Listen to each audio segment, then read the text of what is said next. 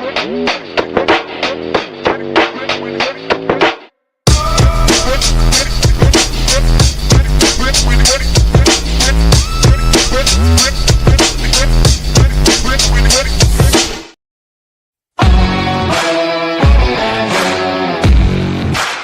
tuned into SEC Sunday Night, part of the Chief Sports Network.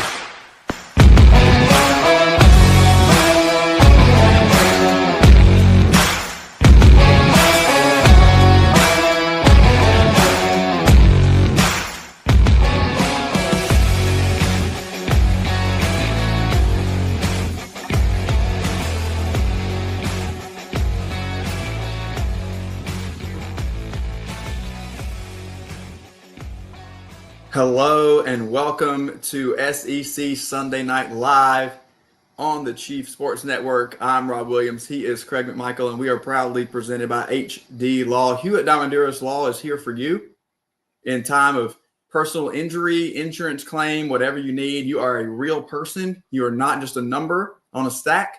They're going to get to know you. They're going to build a relationship with you, just as Craig and I will here on SEC Sunday Night.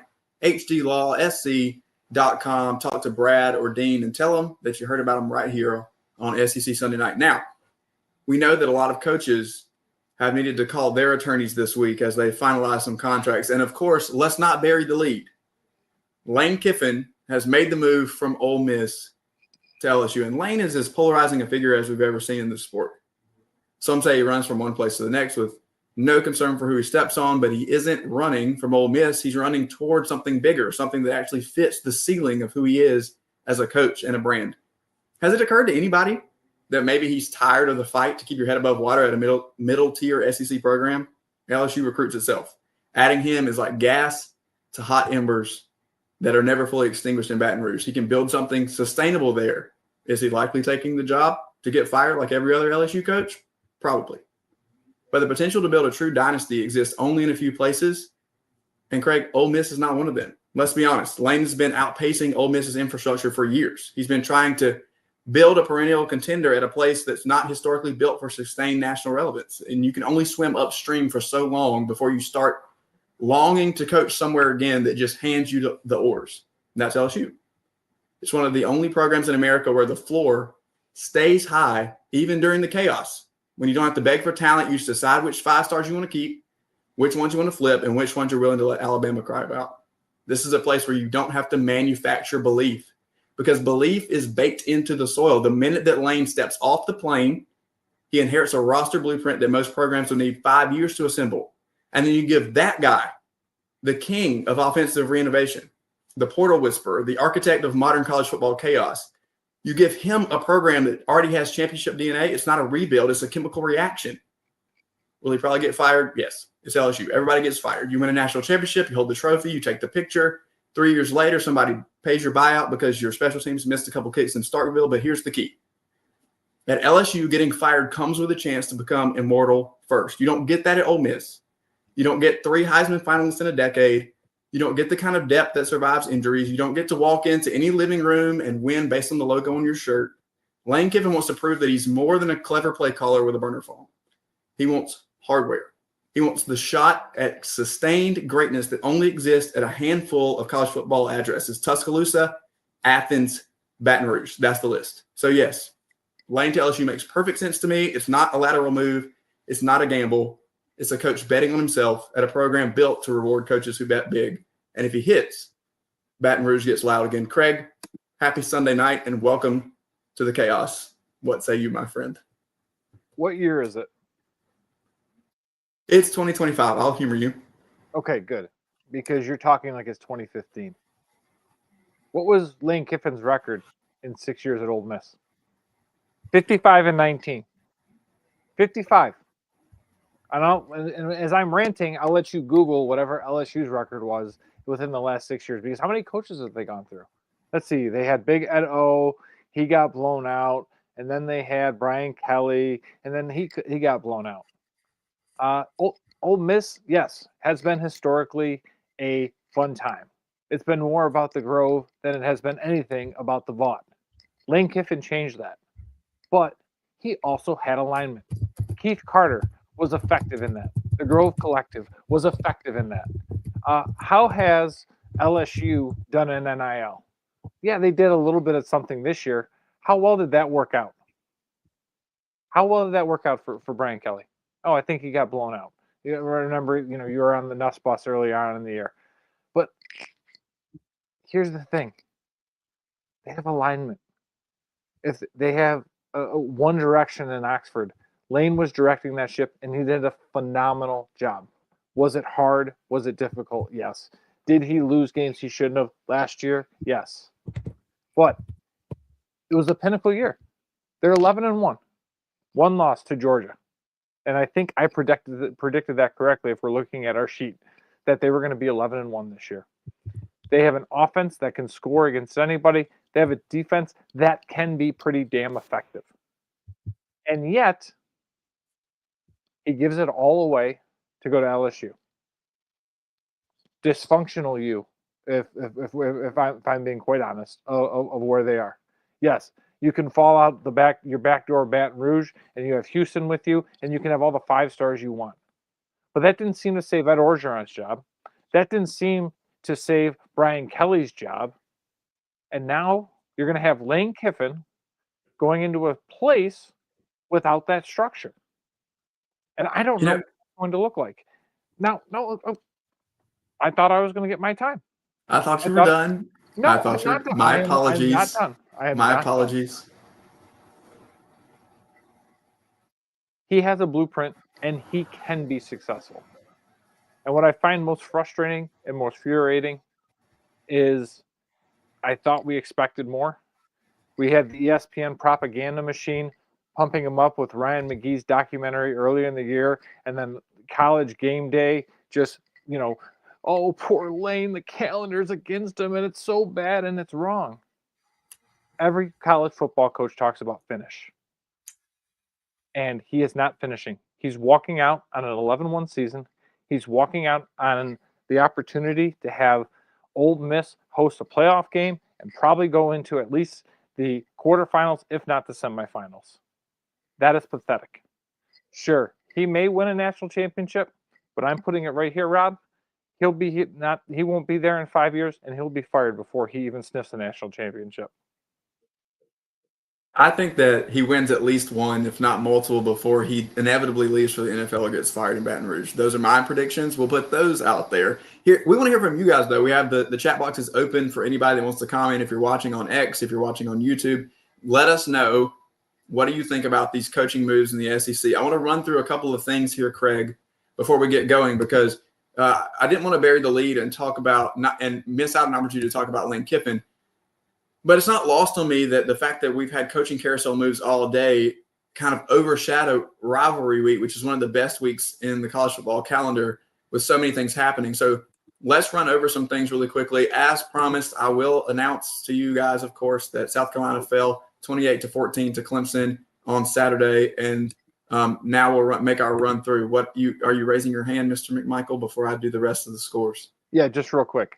Since 2020, LSU has 48 wins, so 7 less wins than what Lane Kiffin has in the same time at Ole Miss. So all of that talent has brought you 7 less wins. So good job. Well, a lot of that was under Brian Kelly, and if we're going to compare Brian Kelly and Lane Kiffin, I'm not sure that I'm not going to compare them. I'm not going to compare them, but you have so much talent. You should be able to just roll the ball out and just win, is what you're saying. Friday was a great day in the league as Ole Miss, a lot of talk here about Ole Miss, wins the Egg Bowl 38-19 over Mississippi State. Your Georgia Bulldogs in an ugly slobber knocker against Georgia Tech in Mercedes-Benz, 16-9. They come out victorious. There it is. Let me pause to say I was wrong all the way from April picking the Yellow Jackets. Went out on a limb, and it ended up not being that far off. Okay, Texas A&M falls famously, now infamously perhaps, to Texas in Austin, 27-17, knocking the Aggies out of an opportunity to play in Atlanta. And then on Saturday, as I mentioned before. Quick question on your Friday pick there. Yes. It's Arch Manning will be your number 4 spot in the Heisman pick this week. We'll see how the votes come in. All right. I mentioned Clemson, South Carolina. Louisville absolutely dismantles Kentucky 41-0. as many coaching moves as we've had, it's going to be difficult, I think, for Kentucky to continue to extend Mark Stoops, but I'm not really sure they can get out of it. Missouri holds off Arkansas after a first half push from the Hogs. Diego Pavia and Vanderbilt go into Knoxville. Pavia accountable for over 400 yards, 430 yards of offense, and a couple of touchdowns, 45-24 over the Vols. And in my opinion, Pavia is your Heisman Trophy deserving winner. If I have a vote, that's where it's going. Oklahoma sneaks past LSU on a late blown coverage, 17-13 in Norman.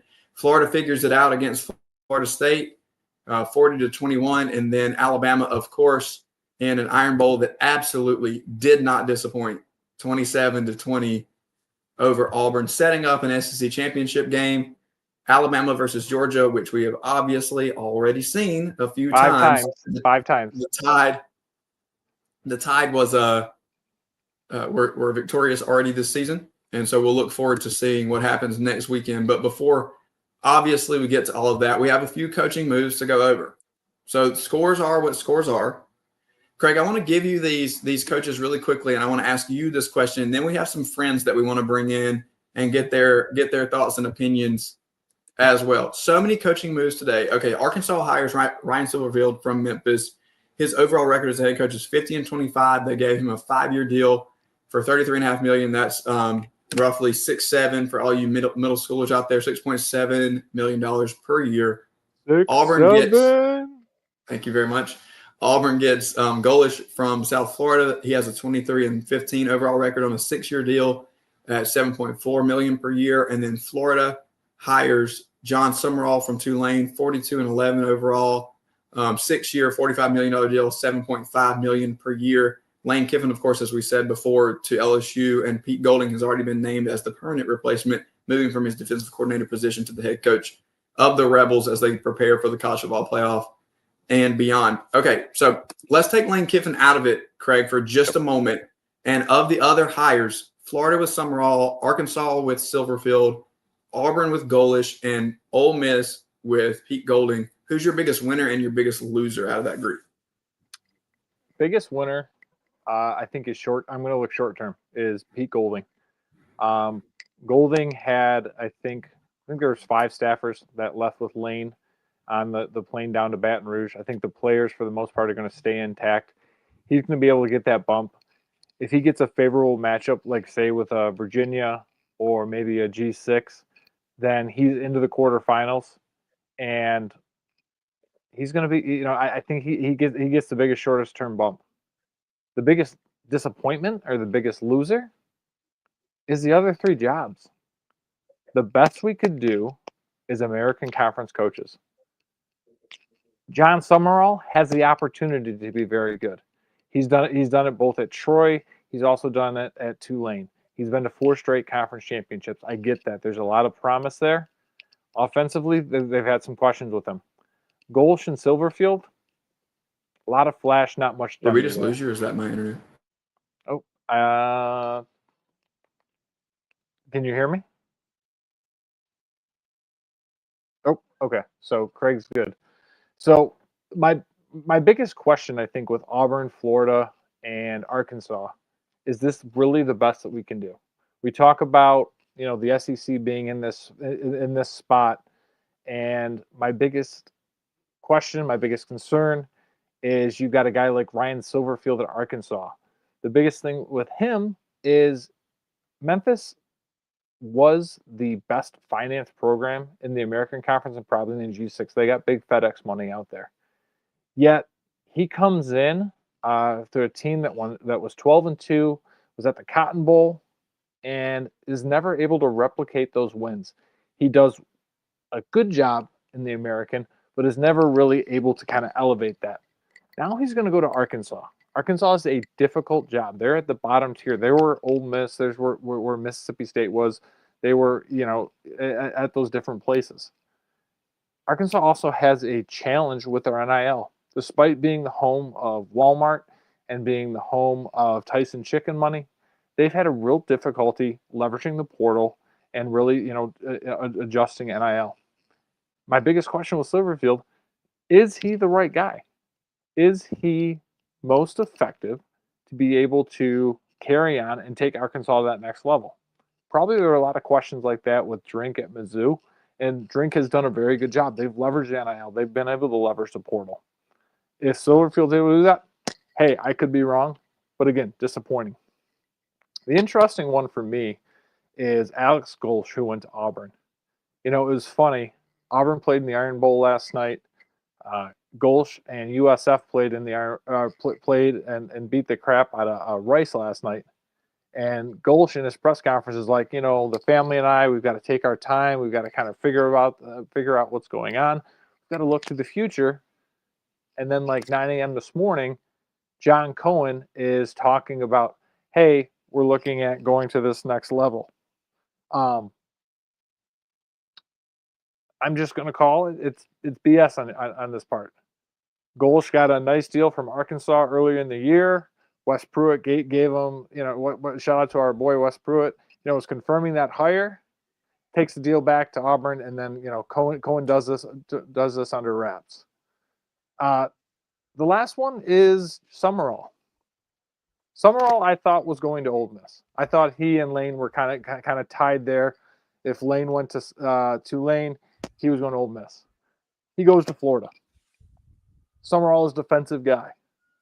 Rob and I have both talked time and again, if you're going to be effective at Florida, you have to be an offensive guy. That's why we talked about Shannon Dawson. That's why we talked about Elijah Drinkowitz going there. And, not seeing Kenny Dillingham on any of these lists, not seeing Drink, go on any of these lists, not seeing even like Dan Mullen, who I talked about going to Auburn a few weeks ago on this list. To me, this is all disappointing. You know what? One of these three could work, and they could be really effective. But to me, if I look at it, it's kind of like, nice. Maybe you're not even winning the press conference, as we're going to see. Florida and Arkansas were already protesting both of these hires. So these guys are already starting out in the hot seat. So, I know, Rob, we lost you, but, I was waxing poetic as our boy Casey so eloquently pointed out. I'm putting Golding up first. And if, I can, I'm going to say the Huntrix. I'm going to be playing that Huntrix thing. We're going Golden because, Ole Miss is going to the semis. And he's, Lane is going to wish that he had the right defensive coordinator instead of having Brett Baker or whoever the hell he has down at LSU. But the other three, just disappointing. I wanted a bigger swing. And I'm sorry, the American Conference, this is a conference that just means more. Those hires don't tell me it just means more. Okay, here's what I want to do. Because we did lose me for a second there, is let me just give my take really quick. We're going to grab a break, and then we're going to bring our friends in on the other side to respond to these questions as well. Dailey Joy is with us, not on campus, but live to react tonight as we now have a new coach at LSU and many other places. And Casey's going to be with us for the long haul as well, not just for the boards at the end. So we have several things to get to, but I'll just say this. As is the theme of the show tonight, I completely disagree with everything that you said. I think that Florida is the biggest winner out of those four because I like John Summerall the best out of the four hires. I'm tempted to go Auburn because I feel like Golsh is a decent fit, but he would have been better, I think, honestly, at Arkansas. But I do think Auburn kind of gives him a better platform. It just makes me nervous because I feel like things on the Plains can get really weird and quick trigger and toxic-ish. I like Summerall's makeup overall, and we'll get to the comparison with Billy Napier here in just a few minutes because I think it's very important that we kind of see the difference between the two. I, on the again, opposite to you, think that Pete Golding and Ole Miss are the losers here, and it's only because it's the biggest question mark for me. I'm not really sure what we're going to get out of Pete Golding.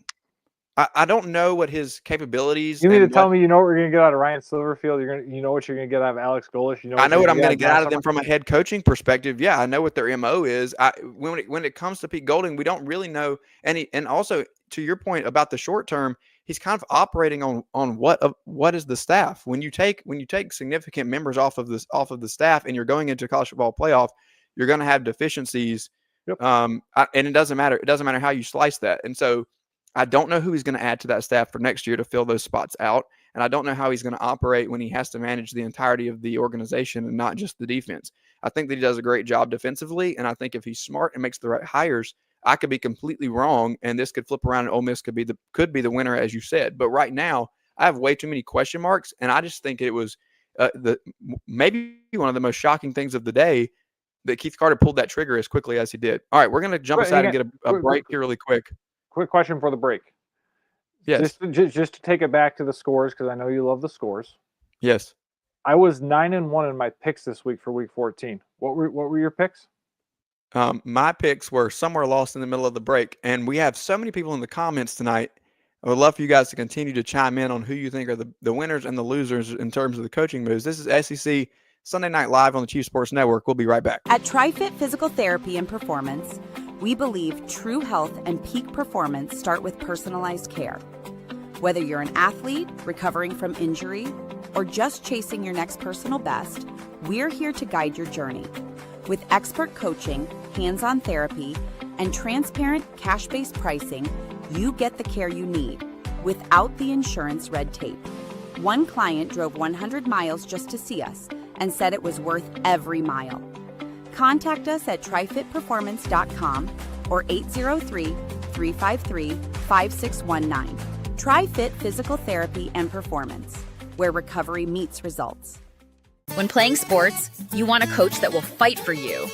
At Hewitt Diamaduros Law Firm, we've got your back. Whether it's personal injury, insurance disputes, negligence, or wrongful death, our team delivers exceptional legal services that makes meaningful difference in the lives of the individuals and families we work for. Visit hdlawsc.com. hdlawsc.com. Hewitt Diamaduros, we're on your team.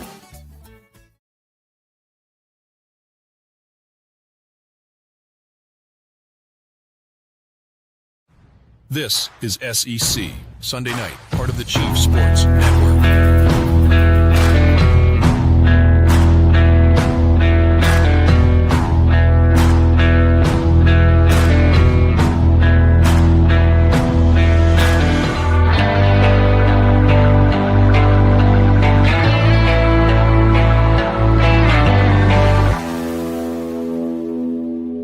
Welcome back to SEC Sunday Night Live on the Chief Sports Network. Again, I'm Rob Williams, joined by my friend and co-host Craig McMichael as always. And here tonight, we are jumping in quickly and early with Casey Cregan and Dailey Joy to discuss all of the craziness of the SEC today. Joy, we'll start with you. Welcome in. The biggest news of the day, of course, is your LSU Tigers now have Lane Kiffin as the new head coach. I'll take a moment before we get going to remind people that today is the last day to register for the SEC Pretty Giveaway, as we've been running that all of November. Today's the last day of November, and if you go to the top of our comments, you can see the link is posted there for you to register. It's really simple and it's really easy. All you have to do is click on that link. I'll put it in there again, and you can follow Craig and I to enter. Or you can visit the website, or you can subscribe to the YouTube. There's a lot of ways that you can get in, or you can do them all. And we're going to give some stuff away to you guys. We just want to know who you are. We know what's going on, and we want to give back. So there it is in the chat. If you want to click that and get some free SEC Pretty merch. Joy's continuing to create new, incredible, fabulous stuff. And as we get into the holiday season, you need to get this stuff for free.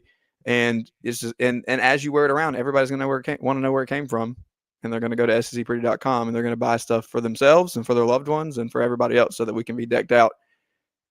Because college football never stops, and we need to represent the best conference in the country at all times. Craig is doing his finger like he's got something to say, but it's your turn to talk, Joy.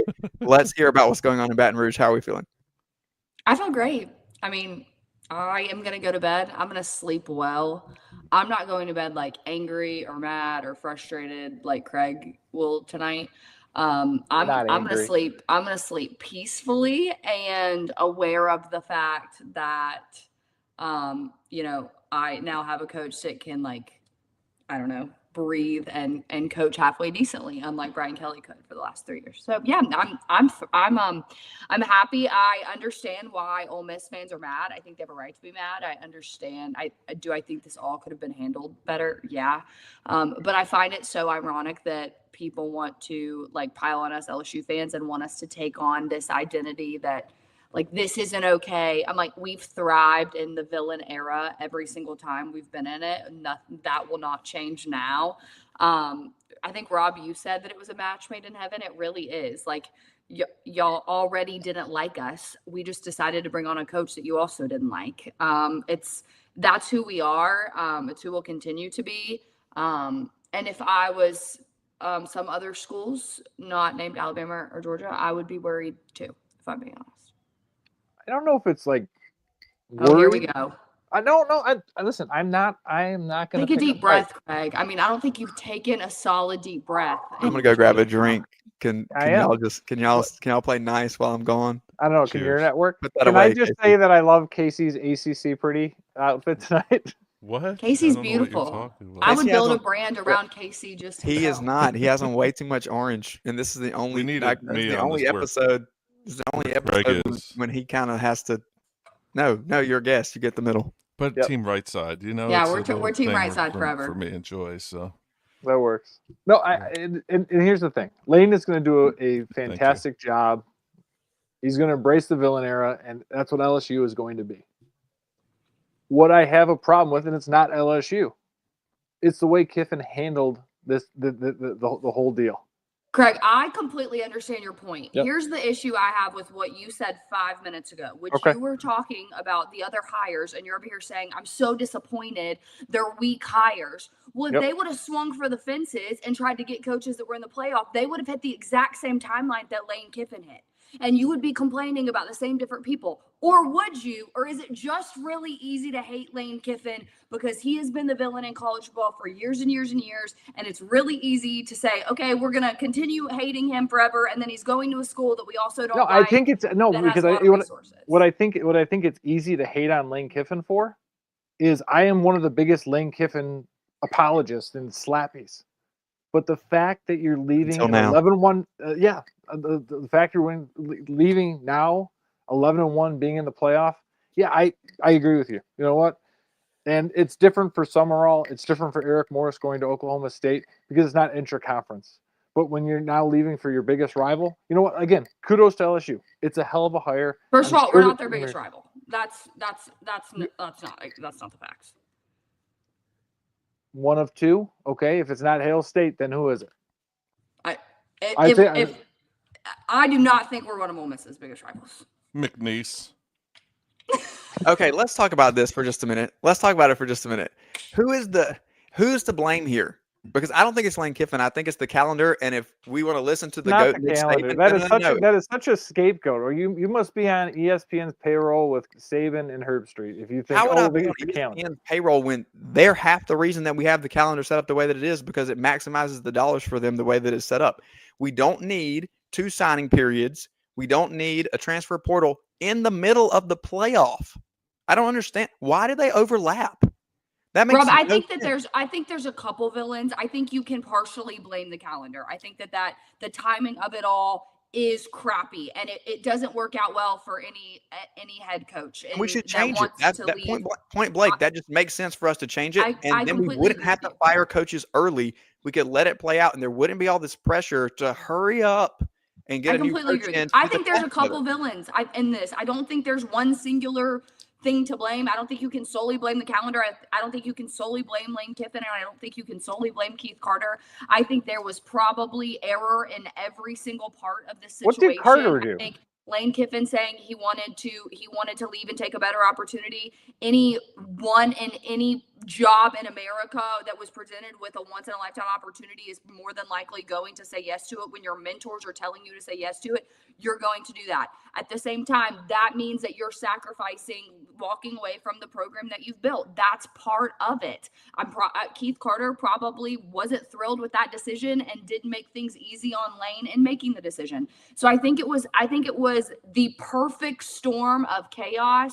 And Lane already being an easy person to villainize in this industry just took on a villain role at a higher level than anybody else would. I have no issues with Lane Kiffin in this whole saga because he is exactly what we thought he was. Why are we acting shocked and we're so upset because this is what I'm naive. Like, why is that the situation that we're upset about what Lane Kiffin is doing? This is what Lane Kiffin does. And I said this earlier on X. I think it was Barrett Salih that made the point that like this was that Friend of the show. He was going the other direction. No, right? he's not. He's a friend of Casey's show. All right, Casey. Craig, on the other hand. All right. Anyway, I made the point that the only thing anybody cares about is what we can do in the immediate timeline. And there is no loyalty in this game whatsoever. And all of us that are still trying to hang on to people being loyal in any way, shape, or form are living in a fantasy world. It's dead. We already had the funeral. We've moved on. There's no player loyalty to a program. There's no coach loyalty to a program. It is the highest bidder. It is the path of least resistance. It is a selfish world where we're trying to get ahead. Resistance to what? Path of least resistance to what? So whatever, however you define success, in Lane Kiffin's, what does it matter? Like, so they came within what? I mean, Auburn did what Auburn does at Jordan Hare and just totally like was screwing with Alabama all last night. So if Ole Miss is playing in Atlanta on Saturday, was he still taking the plane to Baton Rouge today? Craig, none of us are in those calls. We don't know that. But, like, you're over here upset that he built a program up and is leaving. You're not mad at someone. Then why are you playing the game? When they're 10-2, and he's only been at Tulane a freaking year. Like, it's freaking Tulane. I'm sorry. Because he's leaving to go to LSU is exhausting. Like, y'all got to be – you're going to be sore from reaching so much because it's just absolute insanity, the level of expectation you have for him compared to everybody else. I would say in terms of – I'm sorry, but the fact that you are trying to put Tulane and Ole Miss on the same level. I'm not putting Tulane and Ole Miss. I'm putting John Summerall saying he's 10-2, and you're not complaining that he built a program up to 10-2 after Willie Fritz left. There was nothing to build. Willie Fritz had it going. What was Ole Miss? That Summerall is walking away from a team that's 10-2 and also is a playoff team, but you're mad at Lane Kiffin for doing the same thing. It's insane. Y'all are insane. There's a path to a national championship. If you're Ole Miss, there is no path. They're still on the path, Craig. They're still on the path. Here's what I would say about path of least resistance. That there is a path. There is a path to a national championship at Ole Miss this year, but there's not an annual path. There is an annual path at LSU. It does not matter what the level of dysfunction is.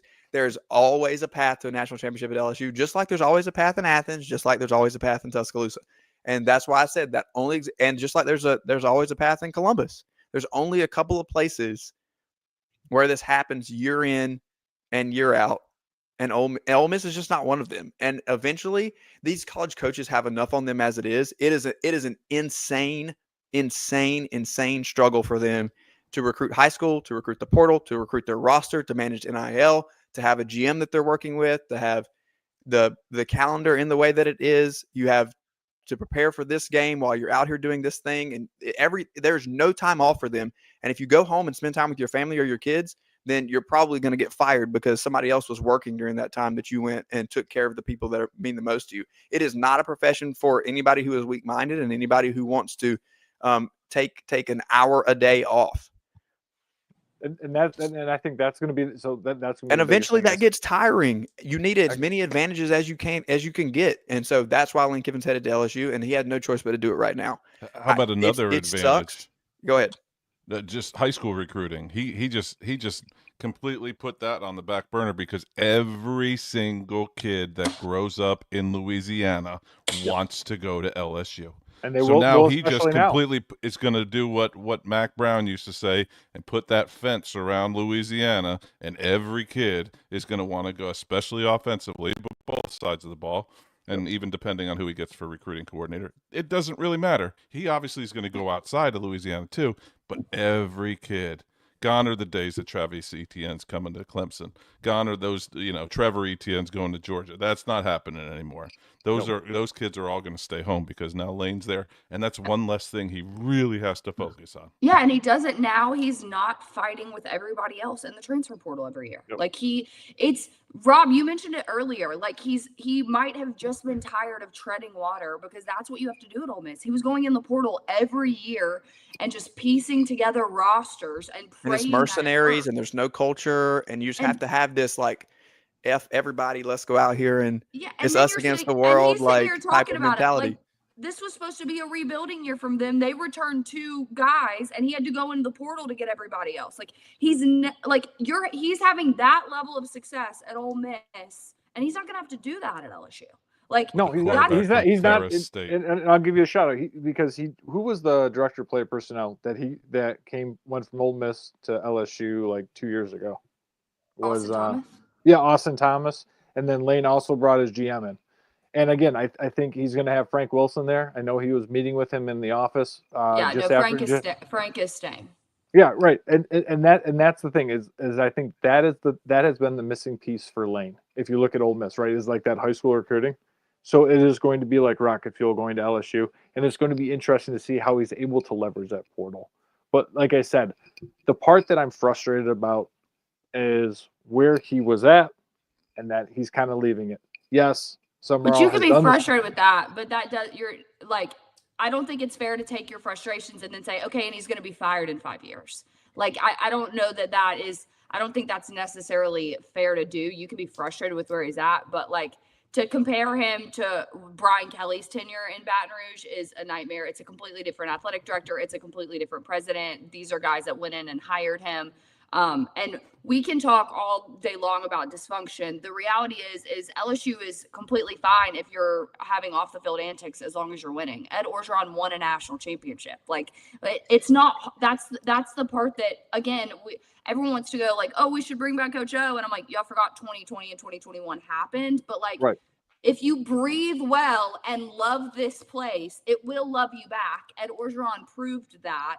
And that was pre-NIL era, where we could pay the kids that live in the state to stay in the state. I think it's a completely different environment. So what does that look like? Because here's the one thing that Lane did a very good job of at Ole Miss. He got the Grove Collective in order to be able to do what he does in the portal and with NIL. And I think that is a fair criticism that I think you and I can at least both agree on. We don't agree on much tonight, but like I think we can agree on LSU needed to get that together. Brian Kelly did not do it. Okay, and they did. I think the part of this that's probably because it's this big like Lane show, which I understand, is I am not a fan of Verge Osbury. When we hired him as our athletic director, I publicly said I was not a fan. I do not like how he handled Les Miles when he was on staff here. I have personal issues with that. I can put that aside and say Verge knew that the president caught heat when he named Verge the permanent athletic director. And Verge said, I will do everything in my power to completely and totally nail this hire. And that's exactly what he did. He pulled in NIL donors that we had not heard of, that had not spoken about, that were not. I think the other part of this is that Brian Kelly wasn't a likable guy, so our boosters weren't exactly walking in with blank checks ready to just give him money to coach. That wasn't happening. I know for a fact that LSU's NIL fund increased by at minimum $10 million with Lane's offer, if not more than that. And last year Brian Kelly had 19 million. So do with that math what you will. I think they drastically improved in NIL numbers. And I genuinely think, if we want to be real, that's really what this all came down to. Was Ole Miss was offering money they didn't even really have, just trying to like make something work with Lane. LSU does actually have that money. Ironically, the really poor state does have a lot of money to pump into their football program. And I think that's really what it ultimately came down to. Was you looked at Lane and said, salary wise, yeah, we're going to give you a raise, but we're going to give you enough money to build whatever kind of roster you want to build and go do with that what you will. So if Lane fails here, it will only be because of himself. Speaking of how to build things, a couple of things here before we continue.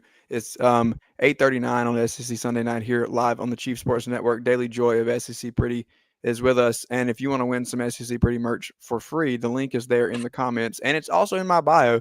All you have to do is go and grab that. You can also go to SECpretty.com to buy whatever you would like. Joy's got a ton of stuff. We're going to continue this discussion. Joy, we're talking about building the program, and Craig and I had this conversation earlier. And before we get to the rest of the SEC, and we can put some of this Lane Kiffin stuff to rest for the remainder of the show, who do we want to see continue to move to Baton Rouge? We've got coaches, we've got players potentially. I think the coaching discussion is more of the the one that we can have right now because we have some answers, and then we can talk some hypotheticals in terms of players. But who are you, from an LSU standpoint, most excited to see come over from a coaching standpoint, and where do you stand on Baker staying on as the DC? I love the idea of Blake Baker staying on as the DC. From what I'm hearing, like, that's a very viable option. I think the bigger thing won't be if Lane decides he wants to get rid of Baker. It will be if Tulane offers Baker the head coaching job. That is his alma mater. And as much as it would suck to lose him, I cannot blame him for taking that head coaching job. And I honestly think he would do incredible there. So whatever Blake Baker decides to do, I think he has the full respect of our fan base to do it. He has given us a lot of bright lights and a lot of very hard times as of recently. So I would love for Blake to stay. I know as of right now, there are 9 staffers that Lane Kiffin brought over from Ole Miss. And that's not just like names that we've heard. Those are guys whose names have now been wiped from Ole Miss's athletic directory. Like they're not there anymore, including Charlie Weiss Jr. He did bring in his own GM. However, from what we're hearing as of like 15 minutes ago, he's going to still keep Austin Thomas in a role. I think that's really key. I think that's a good role. I don't know if they probably won't be co-GMs. There will be some maneuvering of titles and responsibilities. But I think as much as yes, I'm excited to see the offensive side of the ball come with Lane. Obviously, that's a spot that we have struggled in outside of the Joe Burrow and Jaden Daniels years. So I'm thrilled about those. But retaining coaches is, in my mind, at LSU, just as important as bringing guys with you. We talked about Frank. Frank is not someone that you can afford to lose. He is the heart and soul of not just the LSU football program. He's the heart and soul of the state of Louisiana. He is a legend. Guys, little kids grow up knowing who Frank Wilson is. He is a key to major recruits. So keeping Frank on staff, which as of right now, that's absolutely positively happening. I don't think Lane is dumb enough to walk in there and just clean house like the last coach did. I think Frank being retained will be huge. I think Corey Raymond being retained will be huge. Again, the thing that we're more nervous about is if Blake Baker leaves to take the Tulane job, who defensively does he take with him? As far as the offensive side of the ball, Lane could have brought every single offensive staff member from Ole Miss, and we would have been thrilled. He's bringing his strength and conditioning coach, which thank God ours was horrendous. He can get out 20 minutes ago. But yeah, I mean, here's the deal. I have not had a head coach that I have legitimately trusted in I don't know how long, if I'm being real. And I don't say trust as in I think he's staying here long term, as in trust I think he's building a national championship. That's not what I'm saying. I'm saying trust the fact that you had guys that even wanted to come with Lane. When Brian Kelly was hired, he had to beg staffers to come with him, and some of them left after 1 year. And now you're looking at the guys that he left us with, and you're like, yeah, I know why they came with you. They couldn't have got hired anywhere else. So the fact that you went in there today, 9 coaches, including your offensive coordinator, your co-offensive coordinator, your wide receivers coach, the fact that those guys came with you speaks very big volumes to me about the state of the staff that he's going to put together. So I'm at this point in time, I'm kind of taking a deep breath and just trusting that he's going to do a good job of putting a staff together. This might be a question for down the line, but one of the things that I've been thinking about while you were talking, Joy, is about, and my little rant before about high school recruiting is, can he develop high school recruits? Because he was at USC, left on the tarmac with a lot more money at the time, resources, and couldn't do much with it. And also part 2, is he going to do all right with the governor of Louisiana meddling in his business? I don't think I genuinely, I'm just going to be so honest. I think the governor thing's a little bit overplayed. I think Governor Landry had to step in because we didn't have a president. And so the immediate thing was there's no alignment. Okay, so what did they do? They immediately hired a president, and then whether I liked it or not, the president immediately promoted Verge to permanent AD and put alignment in about as quickly as you can get alignment in a place. I think it's just, we all have really short-term memories. A month ago, we were discussing if LSU was going to be able to hire anyone of any caliber because of what a dysfunctional show it was. Yep. And we all kind of sat back and laughed because we're like, this is who we are. Like, I don't understand. Like, this is our. And you're Call always this one Tuesday. You're exactly what you're talking about, though. It's always like, yes, it was chaos, and other shows that I'm on have very much that perspective of like, yo, this is awful. This looks really, really bad. But I've continued to maintain that you're one move away at LSU from being right back in the college football playoff and contending for a national championship as a strong contender, and that's why I think it's important. Casey, I think to your point, I've heard a lot today in the narrative of, well, we've seen Lane in prominent jobs before. USC comes to mind, where he's had, quote unquote, all of the resources, where he has the blue blood mentality, where he has history on his side. But it's been a while. And I think he's grown up, and I think that he's learned, and I think he's developed as a human being and as a coach in a lot of ways since then. Does that mean specifically that he can develop high school talent? Is to be seen. But I do think that there's been a lot of growth for him professionally and personally, and I think that that may have come along with it. Yep. Yeah, I think the FAU job probably humbled him a little bit. You would hope, anyway.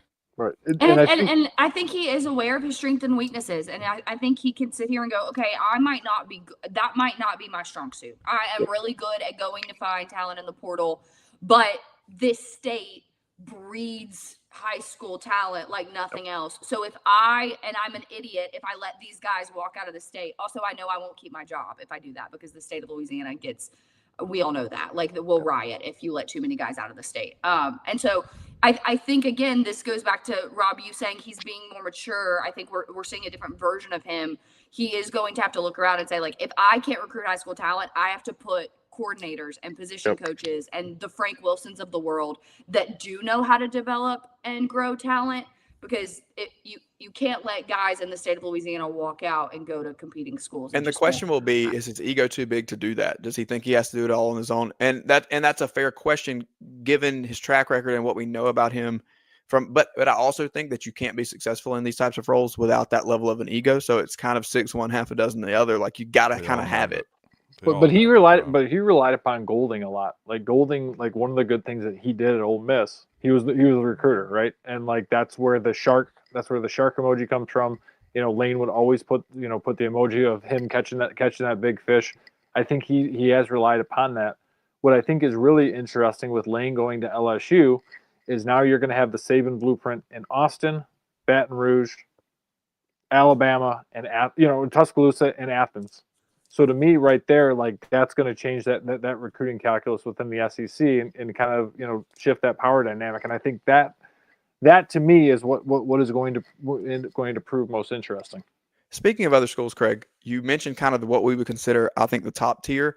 The middle to bottom tier got some new head coaches, and you and I discussed it. I want to get Joy and Casey's thoughts as well. Let's hit one more time out here so we can clear out all of our breaks, and when we come back, we'll kind of let you guys respond to who the biggest winners and losers were in the SEC coaching hires of the day. Again, it's SEC Sunday Night Live on Chief Sports Network. We'll be right back. When playing sports, you want a coach that will fight for you.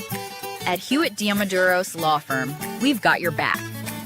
Whether it's personal injury, insurance disputes, negligence, or wrongful death, our team delivers exceptional legal services that makes meaningful difference in the lives of the individuals and families we work for. Visit hdlawsc.com. hdlawsc.com. Hewitt Diamaduros, we're on your team. Oh, man, the building is on fire. Emergencies and accidents happen. When you're in the middle of a fire or water event, all you want is for things to return to normal as soon as possible. Resto Pros of the Midlands is with you, guiding you through the process and working with you to get your home or office back in working order. They'll answer your questions, discuss procedures, and can act as your advocate when it comes to processing your insurance claim. Resto Pros Midlands SC.com. Open 24/7 when you need them. Quality that is guaranteed. At TriFit Physical Therapy and Performance, we believe true health and peak performance start with personalized care. Whether you're an athlete recovering from injury or just chasing your next personal best, we're here to guide your journey. With expert coaching, hands-on therapy, and transparent cash-based pricing, you get the care you need without the insurance red tape. One client drove 100 miles just to see us and said it was worth every mile. Contact us at trifitperformance.com or 803-353-5619. TriFit Physical Therapy and Performance, where recovery meets results. Yo, what's up? Baby, let's go!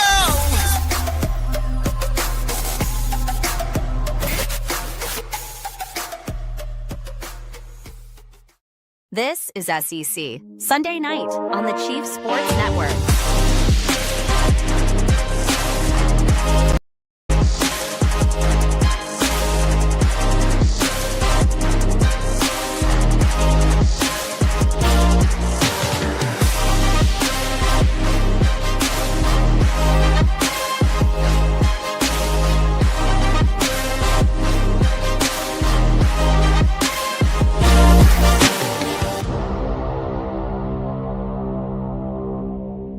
Welcome back to SEC Sunday Night Live on the Chief Sports Network. We're here discussing the insane, chaotic moves of the day as the dominoes fall across the SEC and coaching vacancies.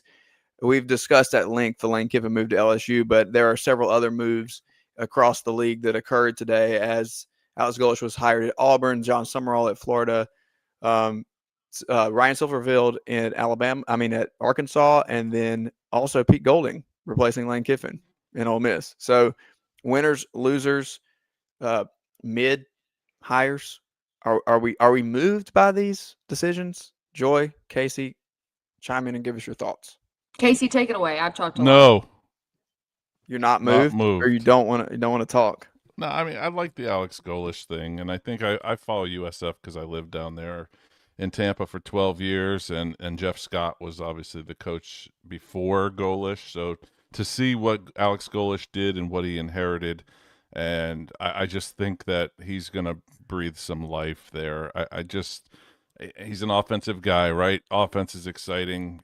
If he can recruit kids, what he did at USF was take those third-tier kids that were used to be going to UCF, and now they were coming to USF. You talk about a cupboard full of talent. That's Florida. I mean, when you can legitimately have three teams, obviously not this year, but you have three teams that are in the upper echelon of college football year in and year out, and to be able to be successful, I think just from the periphery, I think Alex Golesh is a good hire there. I don't really know enough about Silverfield, and who watches Memphis really? Come on. The interesting shout part out to Spence. Alex Golesh, like if I'm him, I'm recruiting Cam Coleman and Eric Singleton Jr. like first and foremost, because I can only imagine what his offenses can do with that.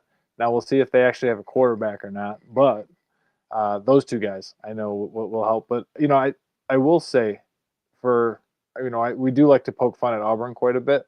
One of the quietest coaching carousels was at Auburn. Like I feel like John Cohen, there was a lot of flirtation with Summerall, obviously being an Alabama guy, but we did not hear a ton about what was going on there. And you're wondering, like, maybe the Plains is starting to find some alignment. I know Jay Crane tweeted out something kind of cryptic yesterday about the story behind this hire, and then today said something about how the winds changed over the last 10 hours. So yeah, I'm interested to hear from him. That story that he cryptically tweeted about was tied to DJ Durkin getting the job. Is that right? Okay. I think that was the end of the tweet. He was like, after we hired Durkin, I'll tell you guys the whole story. That was the tweet that I saw. Okay. And then they didn't hire Durkin. So obviously a lot was changing behind the scenes. Joy, which one do you like? I like Golesh. I've always kind of been had a very soft spot for Auburn. I think Auburn, I feel bad for them. I feel like physically location wise, they're just stuck. Like being in between Alabama and Georgia is just a brutal place to have to recruit. But I've liked Auburn since I was in college. I've always enjoyed Auburn. I think they have great fans. I think their fans deserve so much better than what they've been given. I do find it quite funny that like we really get labeled as dysfunctional, and I'm like, then what are they? Because that's a whole nother thing. I mean, we're dysfunctional and still on the occasion can win a natty. Like they're dysfunctional and fighting for goal. Yeah, I'm trying to keep us on the rails tonight. We don't have time to dive down that rabbit hole. But no, I like Golish. I think they needed a guy like that. I think he brings a little bit of edge, which is kind of what I think is needed. They've done the tried to get the recovering Christian, that didn't really work out for them. They tried the non-culture fit, and that didn't really work out for them in Harsin. And I'll say I think like we've maybe watched Auburn boosters learn to just calm down over the last few years. I think that Brian Harsin, the rumors about him so that they could try to fire him with cause were absolutely insane. I feel like with Freeze, they were like, okay, you're just not winning and it's time for you to go. And I think Golish will come in here and with I'm lost my train of thought. Like Golish is going to come in here and think that he has something to prove. And I think that's the mentality that an Auburn coach needs. I don't think Brian Harsin felt that way. And honestly, like, I think Hugh Freeze was kind of like, look, I've already been in this conference. I've beat who there was to be. Like, who do I really need to prove? And now it's all come to a screeching halt for those guys. And I think Golish will do well. I think I think Arkansas is the biggest loser in all of this, if I'm being honest. I agree with you, Craig, about Golding. I think the ability to retain some of your talent, to retain some of your coaches is probably an underrated, unappreciated fact about Golding. Now, whether I think he's long-term really a solution for Ole Miss, I don't know.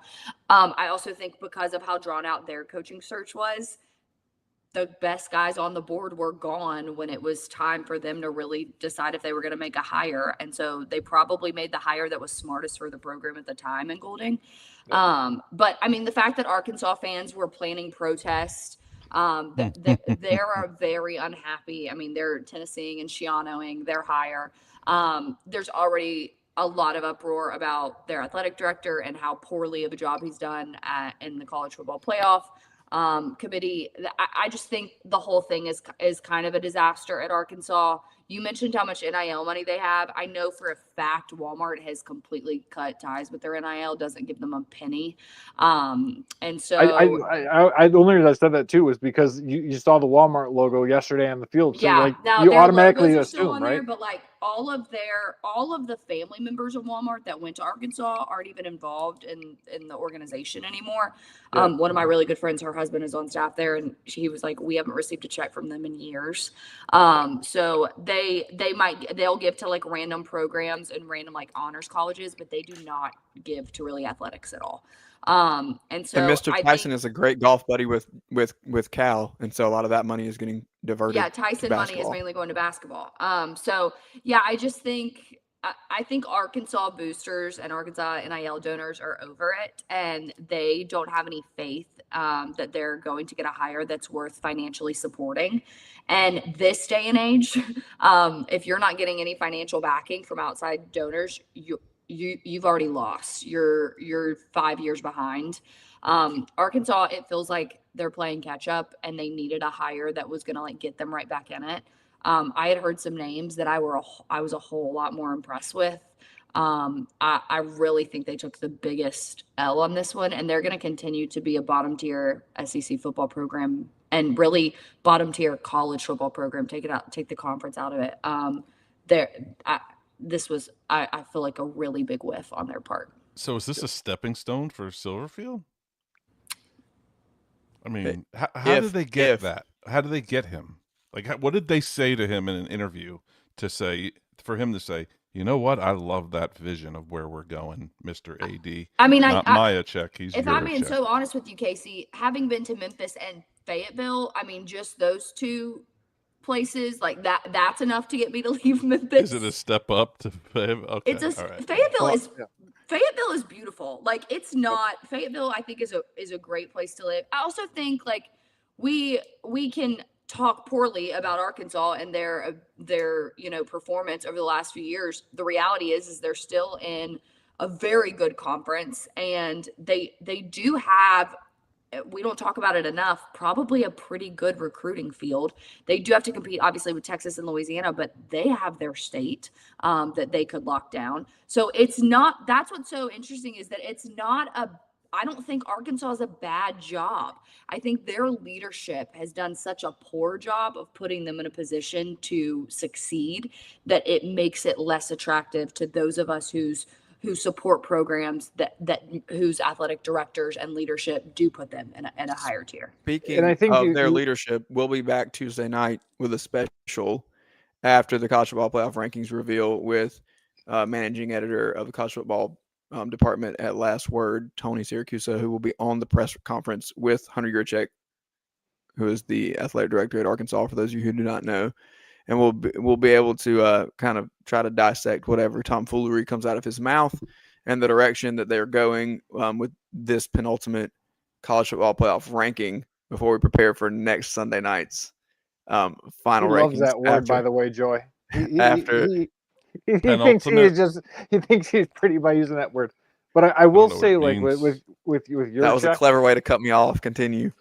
Yeah, with Yurchek, he totally screwed this hire like when he fired Pittman by talking about, we haven't done enough for the NIL and stuff, and it's like, what are you doing? And like, he's not been effective as the college football playoff committee chairman. So you wonder, like, does he get it? But like, if I'm Arkansas and I'm a booster, I guess what I'm looking at is like, you look at next door to Mizzou. Mizzou and Arkansas probably are in the same spot, and I'm not trying to upset Maggie by saying this, but you're both teams that are really going to have to work really hard to get to that 8, 9, or 10 win. Drink has found that magic sauce and has been able to do that. And again, if I'm Arkansas, I didn't think a ton of Drink when he came from App State to Mizzou. I didn't think, that was going to be a home run hire. Maybe Silverfield can do it, but the biggest challenge I have with him, again, he's got FedEx money, and Memphis is probably one of the better funded programs in G6, and he's not excelling. He's not at that 10, 11, 12 win. How are you going to do that now at a much more difficult I think that's job? the point. That's the point of how they got him, Casey. Back to your question, is that there's a lot of people who said that, he's kind of floating in this territory in Memphis where if he didn't have a great year next year with the expectations that were on them this year, that he might be in hot water there. So it's an opportunity for him to jump to the Power Four and to the SEC and get out of there before things go bad. It's, several years ago when Iowa State was really, really good and everybody was all over that, and then it just kind of fell off, and we haven't gotten a ton of buzz. Matt Campbell too. No Matt Campbell. There was a lot of Matt. I feel like there's a lot of Matt Campbell Razorback smoke though. We got a little bit of Matt Campbell back this year, and I think he should have taken it again. And he just, has kind of stayed where he's at. If you miss your window, and I think Silverfield kind of sees that, and had to jump in. A couple of things I want to say here just really quickly, and then I'm going to get over to the chat box because some of our friends there, John Smith's been in there throwing some stuff. Maggie has shown up, Craig, to respond to your comment. But the thing that I'll say is that as far as Arkansas is concerned, our friend Wes Pruitt today, we're going to talk a little bit about protest and how they feel and what their thoughts are here in just a minute. But he said that it wasn't as big of a deal. It's a little overblown. He covers the Memphis area sports and Arkansas, that whole kind of conglomerate right in there. 4-Star Sports does a good job of covering all of that. And he's familiar with Silverfield and says that although this was a 4th or 5th option, that they still don't see it as a bad hire. Now, I think it is the lesser of all of the hires, but Arkansas in this situation is the lesser of all of the available programs. So it kind of makes sense to me. But similarly to Silverfield saying, am I going to get in hot water and should I make a jump? A little bit of smoke this evening around Penn State reaching out to Josh Heupel. What do we think about him considering, especially how Pavia handed their butts to them yesterday? God, was that bad?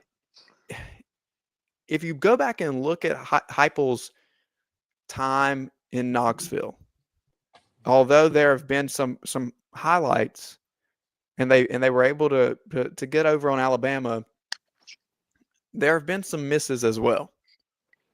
How long will Tennessee put up with this mediocrity and the ability to just kind of punch up to the 10-2 range to get into the playoff. Obviously, they got in last year, and it was debatable. And then Ohio State just kind of stomped them. Is it in Heupel's best interest if he gets the option to go to Penn State to make the jump out of the SEC and into the water with Ohio State and Michigan over there? I think there's just a question of like how much different are the standards of Penn State versus Tennessee? Because I mean, Heupel got Tennessee in the playoff last year. Obviously, James Franklin got Penn State there last year and got fired this year. So I think if I'm Josh Heupel, I'm weighing like, do I just jump to a program that has the same level of expectations? I know what I'm getting myself into, and also, is it easier to make the playoff in the Big Ten than it is to make the playoff at Tennessee? Like, I think these are the kind of questions that now, like the coaches are going to have to ask themselves. I think it's just pressing a reset button on your contract is really what it comes down to. Yeah, no, that's what I'm saying. Like, it almost feels like a very similar job. Yeah, it does. It feels like a very similar job with very similar expectations. And I mean, and here's the good news for Heupel is that if this is getting a lot of smoke, like if Penn State really is like hardcore pressing the gas for Heupel, Tennessee, knowing how this whole coaching carousel has already gone and that most of the big names on the hot board have already landed and committed to other jobs, Tennessee is not a school that right now wants to go hire a new head coach. So they might give Josh Heupel more grace than he would be extended if this was any other season, simply because they don't have that many options. The reality is all of the coaches that were on the board are now at new jobs or have signed extensions. I will give Drink his credit. Maggie is really upset that no one is defending her, and I will. I just didn't have the chance, Maggie.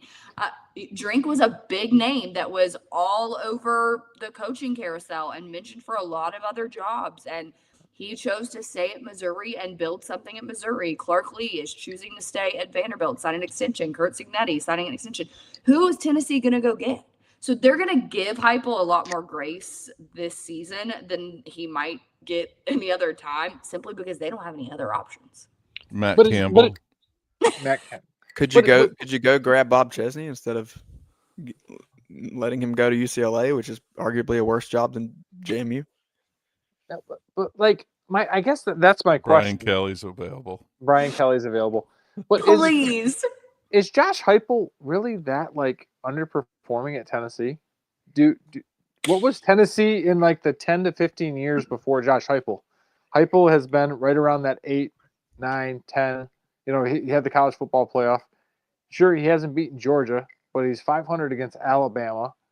And again, it's weird, and I think this is also like that SEC expectation, right? Of like, is he at his ceiling? Is he actually going to be able to take us to the next level? Is he going to get us to that next?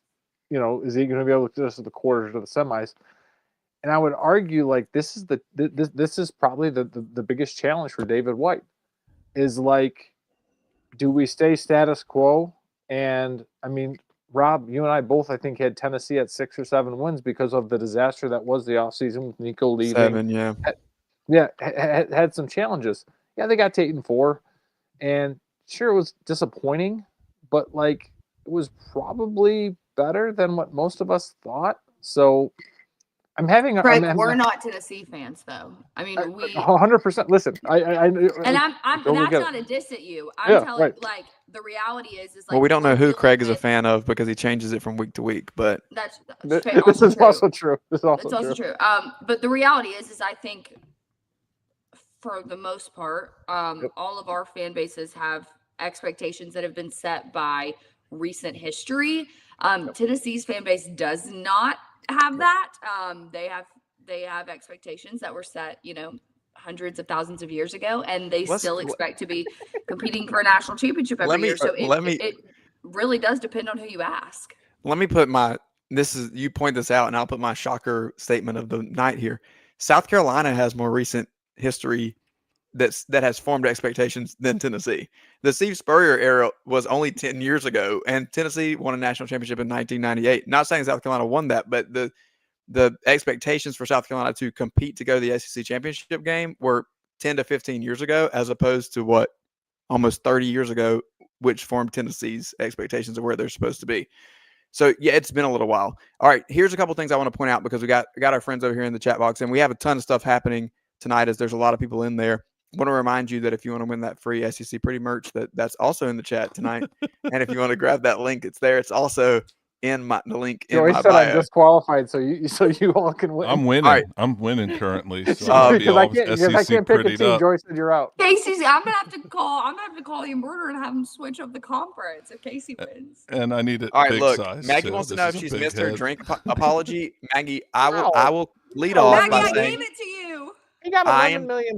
He doesn't need an apology. Maggie, we were wrong because we strongly predicted that he was gone on the first train out of there to any option, to be honest with you. Whether it was Penn State or Florida or Auburn, we predicted all of them, and we were wrong. Not me, Maggie. Wrong. Okay, I never thought he was going anywhere. I don't even know who you're talking about. We weren't wrong, though, because I bet you he had some conversations because Ole Miss just didn't pull out that new extension out of their backside just because they love him. I guarantee there were conversations on the planes and in Gainesville. So, yeah, congratulations. You kept drink, but he also got $11 million. So good for him. Is that an apology? It kind of sounded like no. Can we take a minute an here? Apology. Can we take a minute here before we go to Genius? Can we take a minute here? Thank Who's you. even playing? The SEC championship game. We've seen this matchup a bazillion times, and I think, John, that's probably why we're not talking about it as much. Oh, cry about it. It's still going to be a good game. It is going to be a good. I'm not crying about it. I'm not crying about it. I'm not crying about it. South Carolina was almost in it last year. No, that's not even my point. We had options this year, guys. We had legitimate options. We could have had Texas A&M and Ole Miss in this game. This is what happens when you put no. Thank you, Gina, But no. to the University of Texas. Hook 'em. I love you so much. Forever and ever. High five, Joy. High five. There she is. I bled burn orange. I just want to thank you. And also want to thank Alabama because I needed Lane to decide. Oh, Jimbo's available for Tennessee, too. High five, Joy. Oh, that's a good one, Casey. High five. Yeah. High five. Okay, so since we're getting a little off the rails-ish, it's time for everybody's favorite segment. Hang on. John asked a question. We answered it. But does the SEC championship still matter? Yes. I think it does. Yes. Don't come at us with this crap again. Yes, it matters.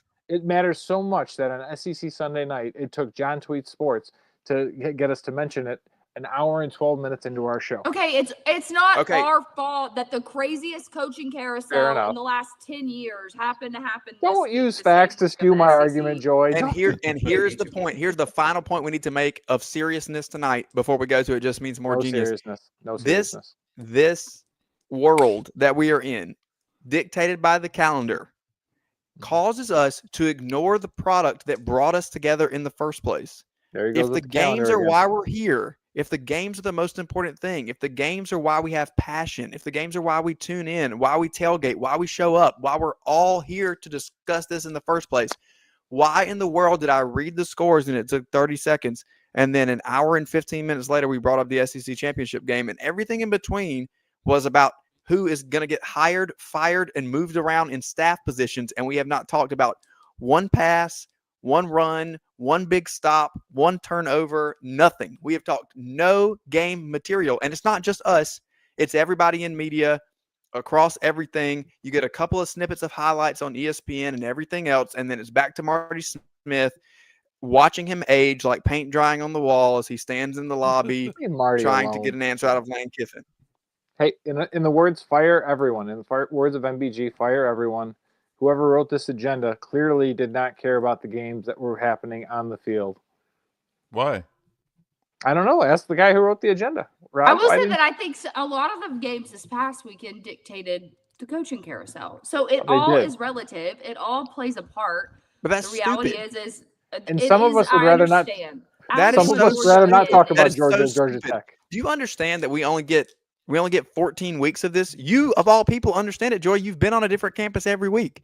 We only get 14 weeks of this, and then the whole rest of the year, we sit around and fiend for more college football, and we talk about bullcrap arguments about everything else that's happening in the periphery with calendar and NIL and settlements and coaches and all this stuff and recruiting. And here we are muddying up the discussion in the middle of the season with these types of discussions. Save that crap for another day when we're watching the freaking MLB or something that nobody cares about instead of watching games on the field. Okay, like Craig went from being worked up to now you being worked up. Like I know you okay. got to calm down, dude. All right, can I make this? Can I make an argument? Too loud. What You in didn't the even world? mention preseason polls. Yeah, rude. I didn't. Okay, I want to throw this up here just for a second. CFB Home. Oh my God, friends at I CFB wanted Home had someone this. to do this so bad. I'm gonna debunk this because I think that these stats that we have on screen. If you're listening on podcast, remember to rate, review, and subscribe on Apple Podcast and on Spotify. But if you look at these stats, we have Billy Napier and John Summerall compared, and their statistics are almost literally identical. Their time in the Fun Belt before coming to become the head coach in Gainesville for the Florida Gators. However, I think from a philosophy, from a personality, from an approach to the game, you're getting two different people here. And just because they produce similar results in the Sun Belt, I don't think you're getting the same result. And as much as Joy and I would like for Florida to have a swing and a miss on this one, and I think probably Craig too, honestly, we might could all agree that we want Florida to swing and miss, but I don't care. here's the thing. I don't even. I don't think they are. I don't think they are. I think this is the best hire of the day outside of Lane Kiffin. We've been talking about John Summerall for years to get a head coaching job, so now he finally got one. So, Right. I mean, Guys, you know who actually was the biggest loser today, and we didn't even talk about him? Who? Kentucky. Because they're still debating. They've been waiting on Summerall, and they're over here not firing Stoops. And in the meantime, Summerall took the Florida job. They really, truly might be the biggest losers of this entire. And they're Do you think if Kentucky they're and Florida, actually stuck? And go ahead. If Kentucky and Florida were both open, do you think he's going to Kentucky? Offered both? Yeah, like offered both. Do you think he's going to Kentucky over Florida? I think emotion sometimes just plays a role in that. And I think he probably would look at Kentucky and say, like, I love this place, and this is not the way that it's supposed to be. And so I'm going to go, like, restore it to its glory. He wouldn't have that emotional tie to Florida. And, I mean, the reality is I'm going to get in trouble. How really good of a job is Florida right now? It's not great. The reality is it's that not. you Florida also, and Auburn like, both are was a irrationally quick triggers, and he's going to there get was fired a if he day doesn't. that LSU Yep. and Florida jobs both were open, and we could have both been going after the same coach, and that had really could have gone either way. And the reality is like that's not what happened. Like LSU stuffed you in a locker in the midst of one of the most dysfunctional coaching firings that we've ever seen. That speaks volumes about where the Florida program is at right now. So if you ask me right now, if John Summerall gets Kentucky or Florida and he has to pick, I think he takes Kentucky. And you've already got a fan base. Like our friend David Soderquist from High Top Sports was kind of like, all right, I guess this is our guy. Like that kind of like summed up like Florida's response. They're so disappointed. Yeah. On that note, Casey, do you have your readers? It's time for It Just Means More Genius. I like how he went to his hat like he thought. And the first one is the most lengthy, and it's going to have the most squinting involved. I don't know if this was in our chat or not. So if you have to read it on screen, I'm sorry. Do this to me. I'm sorry. The rest of them are much larger, but we'll start with this one.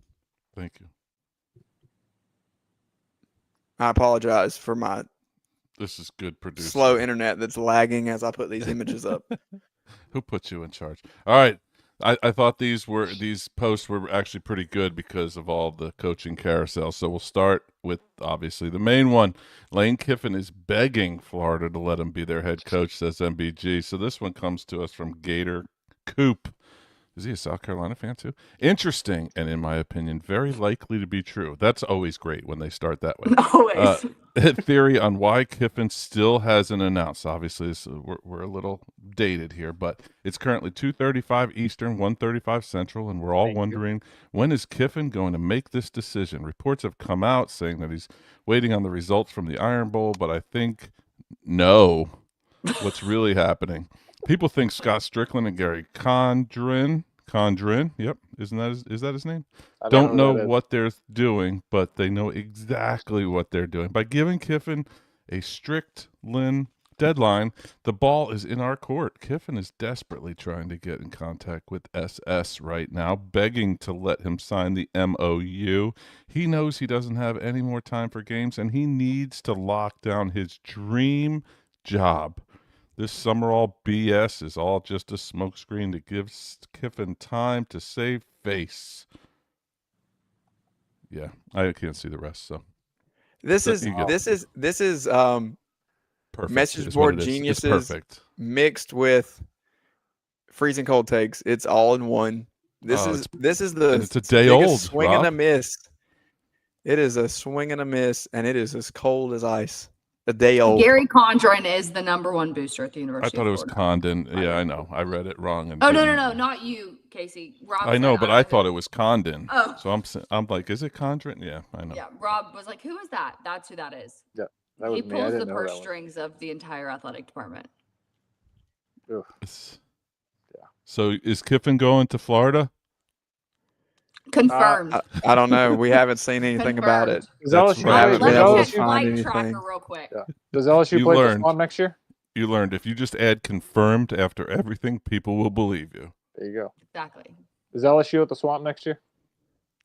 I don't believe so. You know where they are though? Opens up. They're in Oxford. They're in Oxford. You know where SEC Pretty will be. I literally might be there too. Okay. I have to go to Oxford next week, and I'm scared. All right, we're moving on to Arkansas. Yeah, it's not a great hire apparently. So the fans are uniting to protest the hire. They came out this afternoon all with bags on their heads. What are they scared of? Anyway, the last John Gotti says if anybody has interest, we are going to be organizing a protest against the Silverfield hire. I want to clarify that this is a peaceful protest. We do not warrant violence. We'll be starting at noon outside of the Jones Center. I saw a video. It was peaceful, but again, they had bags on their head. What are they doing? Was it going to work? There were all of 25 people, according to Pig Trail Nation, who came out for this protest. Again, we were told by our friend Wes Pruitt, so as we don't look like fools, that this was a very unsuccessful and they can't even protest. Does not represent the overall fan base and how they feel about the hire. Question. What? You say you have about 25 people at the Jones Center, lots of unhappy Hog fans. Like, are we saying 25 is a lot? Like what's happening here? I don't think we are. It was on the boards though, Rob. I can't. That's the best. This is not from the boards, but a Craig McMichael special. Yes, this was shared by Craig, tweeted from Matt Stahl at MattStahl97. He says, AL.com can report that Alex Golesh does not have a public golf handicap according to the United States Golf Association, GHIN database, which is... That's already a win for Auburn. Already. It's good news. It's good news. But he's a hell of a fisherman. Do you think we can get his tee time then at 1:30 on Sundays? Or whatever it was? I think it's already full. It's already been filled from what I was told. Listen. Is that true? Yeah, I thought so. You saw it the next day. By Galax Olesh. Yeah, exactly. Exactly. Okay. I think we have one, at least one more, and a talking point here as well. Let's go to this talking point. This one's for Joy specifically. Lyndon Blake at Lyndon Blake says all three SEC hires today: Golesh, Silverfield, Summerall, not Jimmy Sexton clients. Clint Dowdell guys. We got a little bit of tinfoil hat going on here. Is there a changing of the guard with the low-level SEC I hires? fear that Clint Dowdle is still a CAA sports agent, so he still works for Sexton, like in Sexton's world. So Yeah. Jimmy Sexton is and always will be pulling the strings literally until he dies. He just sometimes will use other people to do it for him. Also, I mean, yeah, that's true, but this was obviously before the Lane news was confirmed. So a Sexton did indeed get hired today. And Maggie did say that's because Sexton got his guy's contract extensions. That is also, I mean, 100%. the reality is like, he's on vacation. Jimmy Sexton won, and Jimmy Sexton was never going to lose. That's the part about this that like is so calculated and so behind the scenes. He was never going to lose this, and he didn't, because even with these guys, he still wins. Incredible 30 for 30 coming for us in a decade. All right, last one, from the housewife. Little boy himself, Ben Garrett at Spirit Ben, with a picture of clothes on a hanger and some dry cleaning. Give him some props. It says Ole Miss even put Kiffin's clothes in the street. That is just going to be like that new 101. petty. That's going to be the new petty meme, isn't it? Like that's going to be like that new, like the grandma in the cage or something. Like if I send this to you, yeah. If I send this to you, you're fired or something like that. Do we think? I mean, the good news is he can afford new ones. Yeah, 100%. Does he tell Verge he needs to hop on the jet and go back and pick up that rack, or are we just gonna leave it laying there? Layla, on your way down, can you make sure to go by and pick that up for me? Okay, look, last thing here is we really do talk about the SEC championship game and what's coming up. Joy, talk to us about your postseason plans. You're going to be in Atlanta next week. Yes, I'll be in Atlanta. I mean, I live here, so that's one weekend I do not have to travel, thankfully. Yeah, I'm planning on going to that game. And then obviously barring any craziness, I will be at some playoff game that an SEC is the host of at some level, more than likely in Oxford, Mississippi. So pray for me. College Station? I genuinely would rather deal with the coaching carousel for another 6 months than step foot in College Station for a playoff game. And I mean that with my whole heart. Okay, predictions really quick for Atlanta next weekend across the board. Georgia gets revenge. No. Are we riding with the Tide? Roll Tide. Okay, those two words will never come out of my mouth. So it's go Dogs for me. I do fear that game though. I'm not insanely confident. Georgia's definitely playing better than Alabama right now. No doubt about it. But it's that mental. game just is such a mental game. That's what I was gonna say. It's such a mental game. Dogs will be in white, and all I gotta say is Keely Ringo was wearing white when the Dogs knocked off the Tide. 31-27. Dogs on top. Kirby Smart and Gunnar Stockton with the Georgia Death March to end the game in the fourth quarter. 4 fingers up, baby. I'm changing my pick to Georgia. I love you guys, but roll Tide. Okay, let's be honest. Until proven otherwise, that's the direction that we're going to go here. John, I see you taking. Hang on, I want to say, Please Joy, thank you for write a my good name down as friendly the king of the banter. I bad appreciate list it because that's tonight. where I like to live. John, I would just like you to know I always pick the Dogs. And that's And not you just talked 'cause me I into it, I always John. tailgate with y'all. I'm just saying. Right. Casey, John really John quick. puts on an elite setup no matter where he's at. Like, Facts.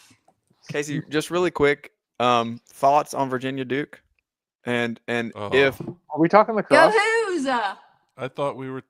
I'm not, I'm gonna close us down in just a second. All right, thoughts on Virginia Duke, and if Duke wins, what are we thinking about the ACC? I absolutely love chaos. I think it would be wonderful if Duke wins, but you will never get me to root for them in any sport whatsoever. So I'm riding with the Clemson alum, Go Hoos! Tony Elliott, Sage Ennis. I'm riding with Chad Morris's kid. I mean, there's so much. It's basically Clemson Jr. So go Hoos is It right. really, really is.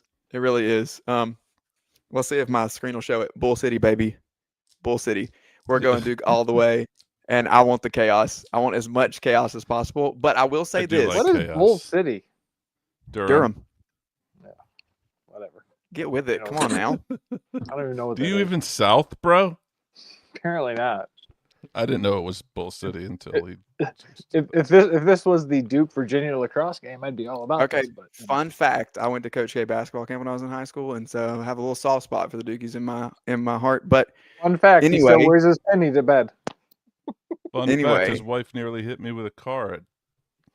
That's fun. Come on, Joy. What's your fun fact? She's a Duke basketball fan. No, actually, my fun fact is that I grew up a Duke fan. My dad and Coach K were friends, so I legitimately had a reason to be a Duke fan. And last year, I went to the Final Four to support a friend who was on staff at Houston, and I wore a Houston shirt because I was legitimately pulling for Houston in that game for personal reasons. And the way that the Duke fans treated me that night, my dad and I looked at each other and said, we will never cheer for them again. And I stand by that. I will never cheer for Duke again. Wow. I wish nothing good for them ever. Maggie, get out of the comments. It's not the time for you to be airing my fandom. He's also probably a Yankees fan. Hey, I'm not a Yankees fan. So I don't I am want a him. Celtics I don't fan. Red Sox. All right, anyway. Hates you. All right, let's get out of here. Here's the last thing I'll say is SEC Sunday night. Thank you to all of our friends. Thanks to Joy. Thanks to Casey. Thanks to our friends in the chat over there, John and Maggie, keeping it up strong, and so many other people they're supporting. If it comes down to the ACC being left out because Duke wins, I will make a strong argument. Head-to-head matters. Miami over Notre Dame. All right. This is SEC Sunday night. We'll be back on Tuesday night to break it down, and we'll see you next time.